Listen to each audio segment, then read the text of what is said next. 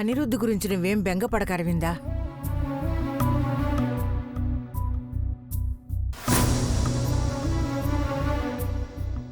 అపాయం నుండి బయటపడే మార్గం చెప్పారుగా.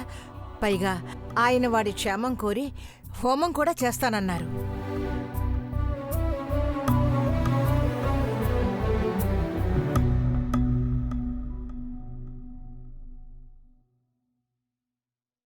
వదినా, నువ్వేం దిగులు పడుకో. నా అల్లుడి యోగక్షేమాలు మనందరికీ ముఖ్యం. నేను ఆ ప్రయత్నంగానే అహోబిలానికి వెళ్తున్నాను. అహోబిలవా? ఎందుకు? అనిరుద్ పేరు మీద లక్ష్మీ నరసింహస్వామికి అర్చనలు అభిషేకాలు చేయడానికి. పర్ణికను కూడా తీసుకెళ్తున్నానన్నయ్య. నువ్వు ఒంటరిగా వెళ్ళడమేంటమ్మా? ఒంటరిగా ఏంటమ్మా? అల్లుడు కోసం నేను, కాబోయే మొగుడు కోసం ఇది. ఇద్దరం వెళ్తున్నామని చెప్తున్నానుగా.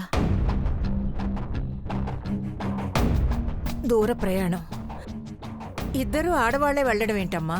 ఇంకా ఈ రోజుల్లో ఆడేంటి మగేంటమ్మమ్మా? మేం ఆడవాళ్ళమైనా ధనుంజయ వర్మ గారి చెల్లెలిగా అమ్మ, మేనకోడలిగా నేను వెళ్తున్నాం. ఇక మాకెదురేముందమ్మమ్మా? బాగా చెప్పావు పర్ణిక. అలా చెప్తావేంట్రా? అయినా అరవింద్ అంత కలవర పడుతుంటే పక్క నుండి ధైర్యం చెప్పాల్సింది పోయి ఇప్పుడు మీరెళ్ళి మమ్మల్ని భయపెడతారా? భయం దేనికమ్మా? కాకపోతే ఏమిట్రా, అసలే అనిరుద్ధ గురించి ప్రతి క్షణం కంగారు పడుతుంటే ఇప్పుడు వీళ్ళు వెళ్తే ఎలాగున్నారో అని ఇంకా కంగారు పడవా? అంత కంగారు పడాల్సిన అవసరం లేదమ్మా. అల్లుడి గురించి భయపడుతూ నేను కూడా ఇక్కడ ప్రశాంతంగా ఉండలేను. నేను భయపడుతూ వదినకి ఎలా ధైర్యం చెప్పగలను? అందుకే ఆ లక్ష్మీ నరసింహస్వామిని వేడుకోవడానికి వెళ్తున్నావు. భద్ర వెళ్లేది మన మంచికే కదా, వెళ్ళనివ్వండి అత్తయ్య గారు. అవునమ్మమ్మా, బావకే కాదు మనందరికీ ఏ ప్రమాదం జరగకూడదుగా, అందుకే వెళ్తున్నాం. అవునమ్మా, మన వంశోద్ధారకుడి క్షేమం కోసం భద్ర తన ప్రయత్నం తను చేస్తుంది. అరవింద్కు ధైర్యం చెప్పడానికి మనమంతా ఉన్నాంగా. నువ్వేం కంగారు పడకమ్మా, వెళ్ళొస్తా అన్నయ్య. మంచిది భద్ర. జాగ్రత్తగా వెళ్ళిరా అమ్మా. ఫోన్లు చేస్తూ ఉండండి. అలాగేనమ్మా. జాగ్రత్త.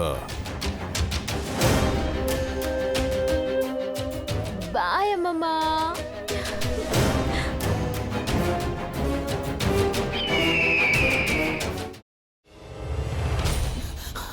నువ్వు ఇంకేమన్నా చెప్పాలా?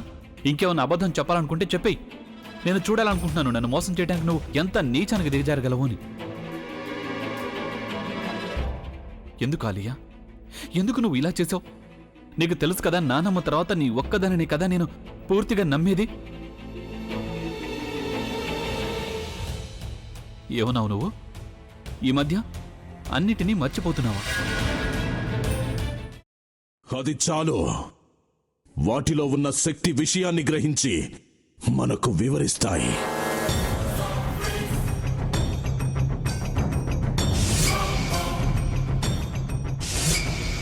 ఎవరు ఆ దండ విప్పొద్దు, గది తలుపులు తెరవద్దు.